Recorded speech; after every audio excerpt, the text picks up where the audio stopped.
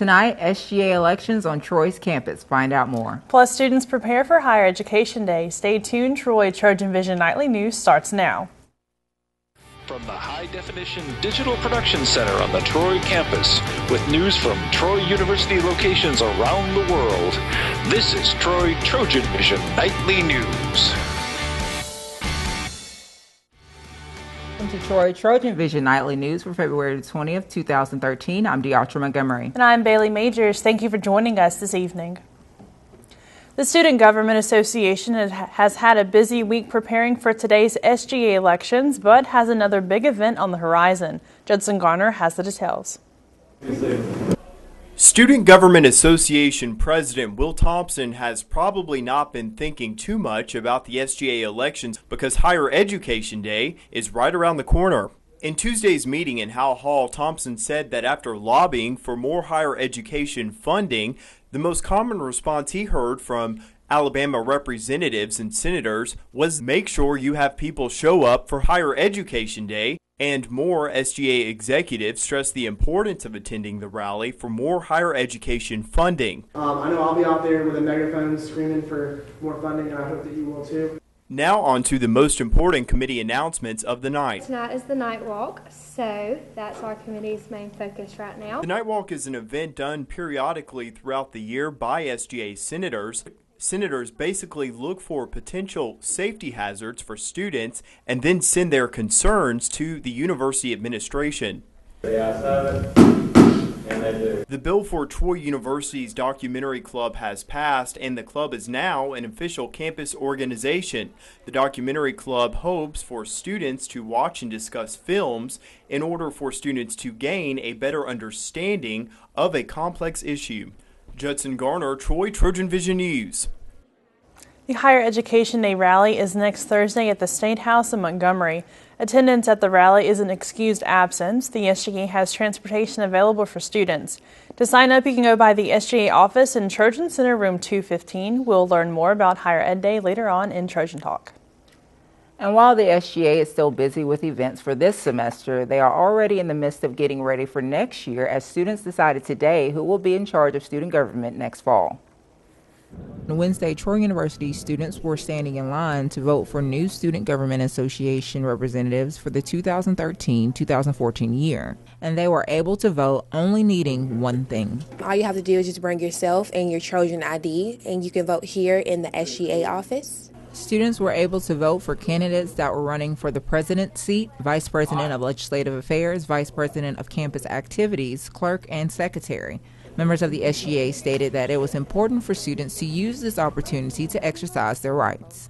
We've had a lot of people come out to vote so far, which is good for an election like this. You know, it's good to have our voices heard. It's good to have who we think is the right person in office, because when we have the right person in office, we can get the things done on campus that we need to get done. It helps you get involved and get more involved with what's going on campus, and maybe even getting involved with the SGA, getting an interest in the SGA. Each candidate, all has a little, way that they want to, impact the school differently. Some students said that this was a way to have an impact on the school and to ensure they contribute to putting the right candidates in office that will make a difference. I want to have an impact on the university, and why not just vote for a person who I think could best lead Troy University to the place it needs to be. We all pay a lot of money to come here. We all have personal needs here, and one way to ensure that your personal needs are taken care of is by getting the people that you believe in into the executive offices.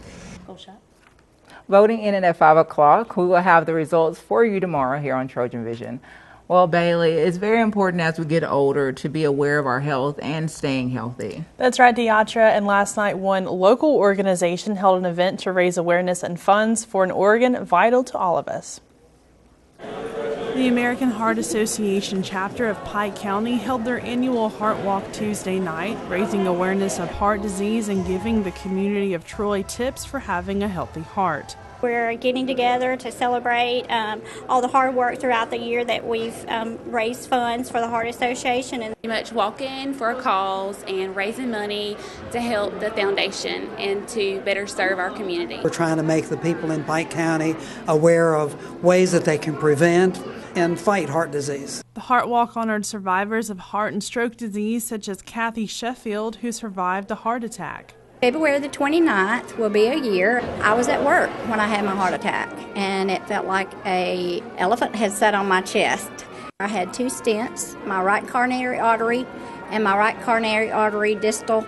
Sheffield says she thinks it's important for people to be aware of heart risk and to take advantage of information regarding heart disease. Participants in the Heart Walk were able to learn healthy tips for their heart. Everybody has a heart, and it's very important that we keep our heart healthy because that's the main organ in our bodies. That if people want some personal counseling, that they can visit with a doctor, get their have their blood pressure taken and so forth. Those involved in the Heart Walk say they were grateful for the support of the community with the fundraiser and hope to continue raising awareness in Pike County with the American Heart Association. Making the community aware of ways that they can fight or prevent heart disease. A lot of good things have happened for heart during the last several years. The research to find better ways of treating people that have heart disease. Members of the American Heart Association of Pike County were able to raise around $32,000. And now taking a look at news from around the state. In Montgomery, legislation allowing city and county school systems to opt out of state education laws could come up for a final vote in the Senate as early as next week. A school flexibility bill cleared the House on February the 14th and got approved by the Senate Education Committee today, with Republicans voting yes and Democrats voting no. And in Chickasaw, voters have rejected a proposal to raise their property taxes to support the community's recently reformed school system. Had the vote passed, the money would have been used to add more electives for high school students, to continue to provide bus transportation, and to repair school facilities. And in Butler, fire investigators are trying to determine the cause of a large blaze that swept through Choctaw County High School. Authorities say the fire happened around 8 o'clock last night. No injuries were reported. And still to come on Troy TrojanVision Nightly News, the women's basketball team is back on the road and looking to start a winning streak. Danielle Percival will be in with your sports details coming up. But first, former Olympian Oscar Pistorius was sent back to jail in South Africa after the second day of his bail hearing. We'll have details on that story and more after the break. I decided I wanted to go back to graduate school, and I was looking for a college that would be able to accommodate shift work and family life, and the Troy schedule fit in very well with my lifestyle. On campus or online, Troy offers you in-demand degrees sought after by the law enforcement community. Troy University. It's all you need to know. My name is Stephanie Birch. I'm a Deputy Chief of Police, and having that degree from Troy is what allowed me to be who I am today. Doctor of nursing. I want to work in the NFL. Troy University's College of Health and Human Services prepares students for high-demand careers of today and tomorrow. Careers offering attractive pay and the opportunity to make a difference in the lives of others. My courses aren't just classwork. I've worked with the Department of Human Resources to put my skills to work with helping people. I couldn't think of anything else I'd rather be doing.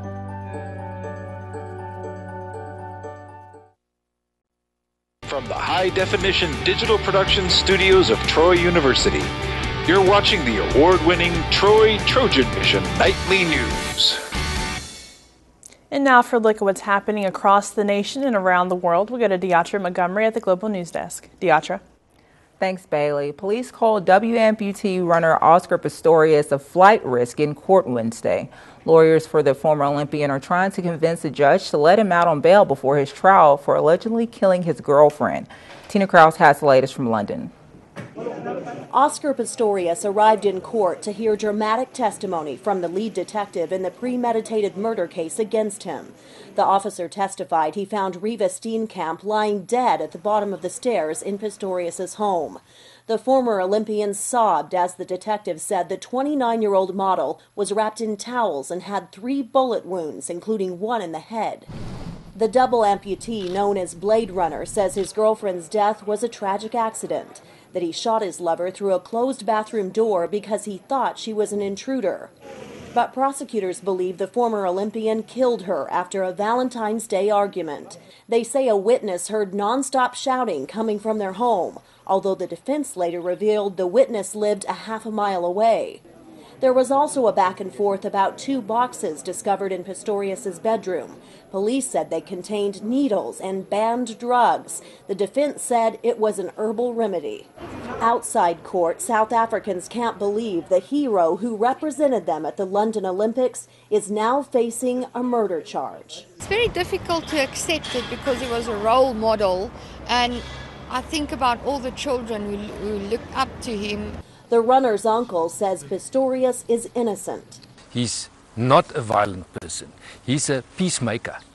Even though police don't believe Pistorius's version of what happened, they have not found any inconsistencies in his story. Tina Kraus, CBS News. One person is still missing after an explosion in a busy section of Kansas City, Missouri. Crews are now searching through the rubble. Adriana Diaz has the latest from New York. Rescue crews are searching through the blackened rubble of a popular Kansas City, Missouri restaurant for a missing worker. An explosion leveled JJ's and damaged several buildings in the surrounding area Tuesday night. Officials say the task of trying to find the missing woman is proving to be very difficult. The debris that is on the scene is too heavy for individuals. We have to get some heavy equipment in to move it. Flames ripped through the popular shopping area just before the dinnertime rush. Witnesses say they smelled gas.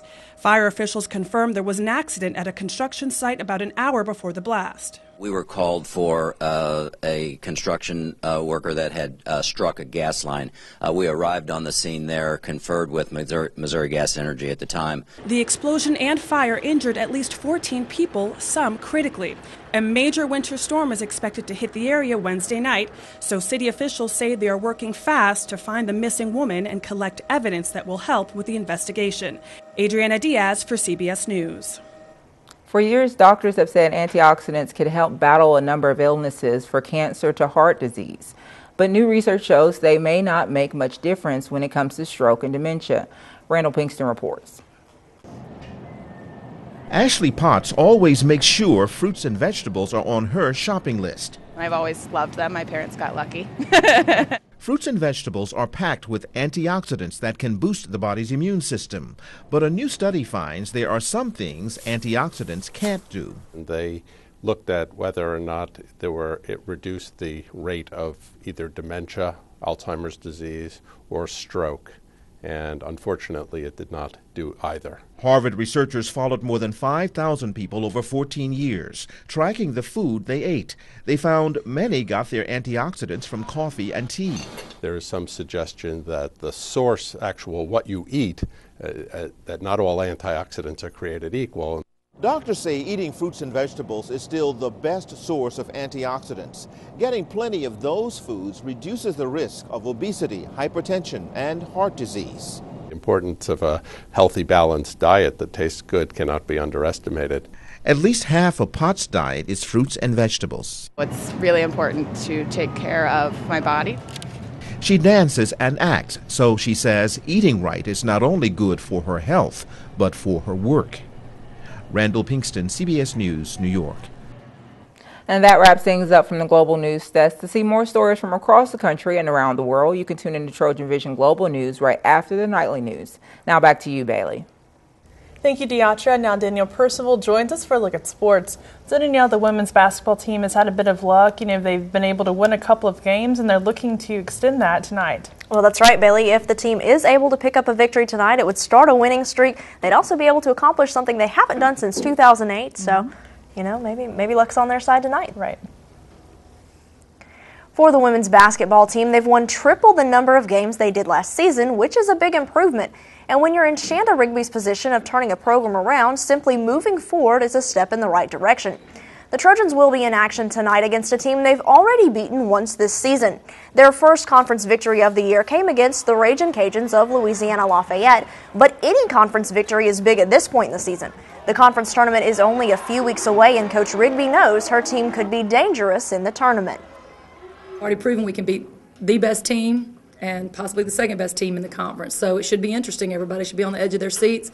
If I were a coach on one of the more established teams, I would hate to draw Troy as the first game of the tournament because we've definitely upset some people so far and could continue on with that.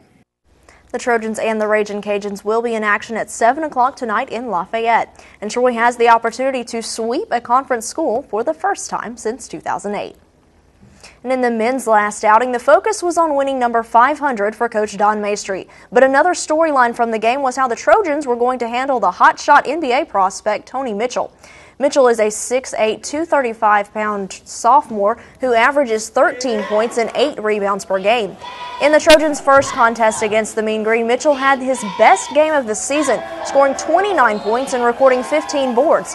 After that game, Maestri commented that sooner or later he was going to have a great night. It was just too bad it happened to be against Troy. But the second time around, the Trojans were able to keep Mitchell in check.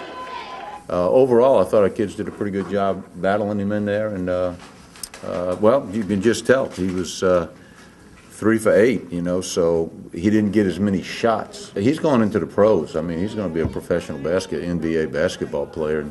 He's a superb athlete, I mean, there's no doubt about it. I mean, but I think Josh Ray and even Winston, when he played center, so I think we held our own with him.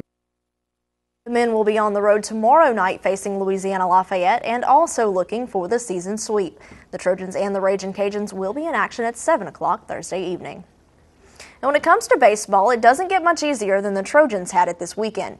Not to take anything away from Florida A&M, but when you're inserting a run rule mid-game, you know you've got it under control. Saturday alone, the Trojans won by a combined 27 runs in the doubleheader. 53 runs over 4 games is enough to catch even the most casual fan's eye. Though the hitters were the ones getting all the credit, Coach Bobby Pierce said the pitching staff on the Rattlers was making his team work for it. Florida A&M's pitching a little credit here. Their starting pitching was a little bit better than I had thought it was going to be. Had some good college pitchers that were mixing it up and staying on both sides of the plate.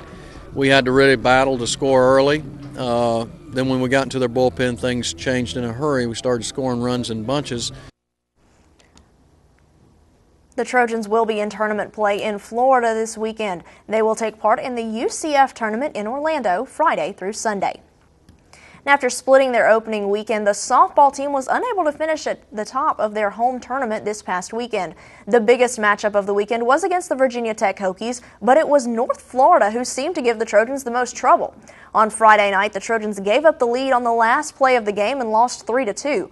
On Saturday, they had a rematch against the Ospreys. Troy was up 6-1 in the 7th, but gave up 6 unearned runs in the bottom of the frame and fell again by 1 run, 7-6.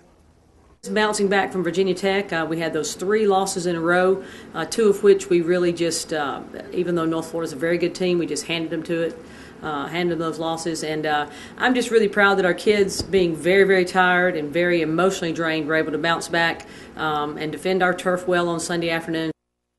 The team will be back on the road for another tournament this weekend in Georgia. The Trojans will face Akron Friday morning at 10 a.m.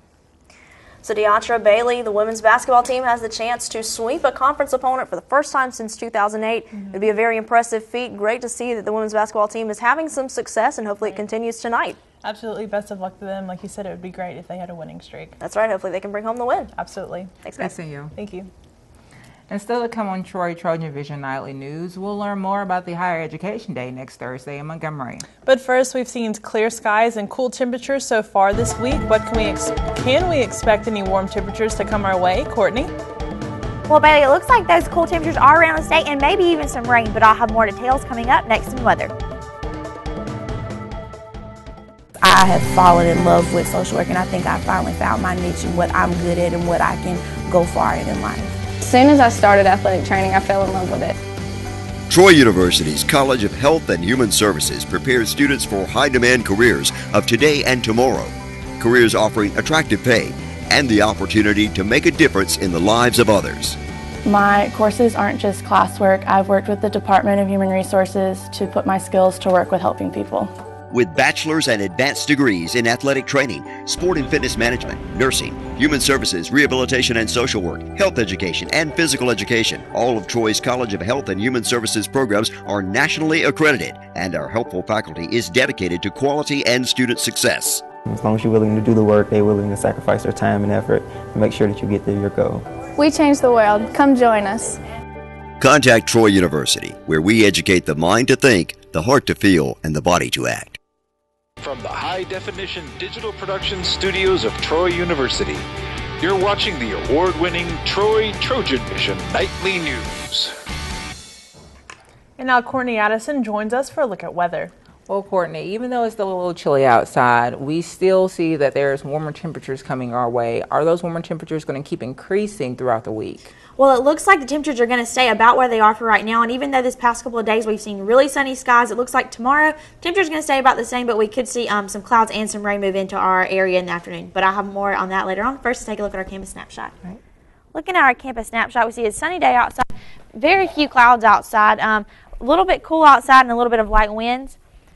And going into our current conditions, we have partly cloudy skies, temperature coming in at 57, dew point at 21, humidity at 25%, barometer coming in at 30.13 and falling, and winds coming in from the north-northwest at 10 miles per hour. Looking at today's statistics, we had a high of 59, a low of 35. There was no rain. The sunrise was at 6:22 a.m. and the sun should set at 5:35 p.m.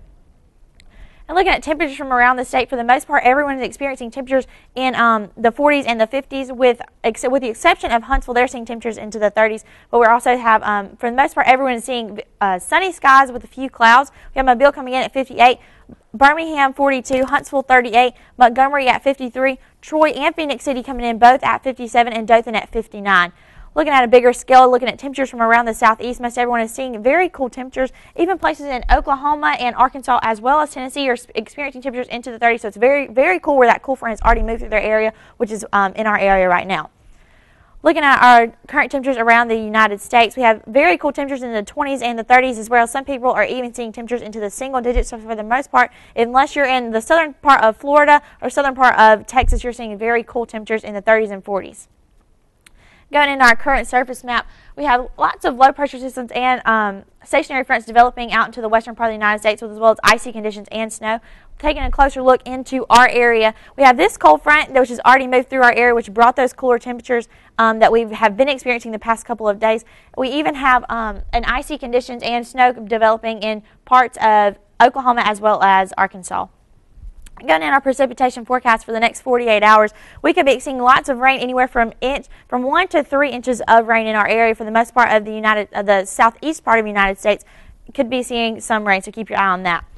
And going into Thursday's forecast, we could be experiencing some rain, but they could be expecting some severe weather in parts of Texas, Louisiana, and Mississippi. So if you're going to be traveling in those areas, be very careful. Going into Friday's forecast to start off our weekend, lots of rain in our area. So if you're going to be outside traveling, make sure you're very careful.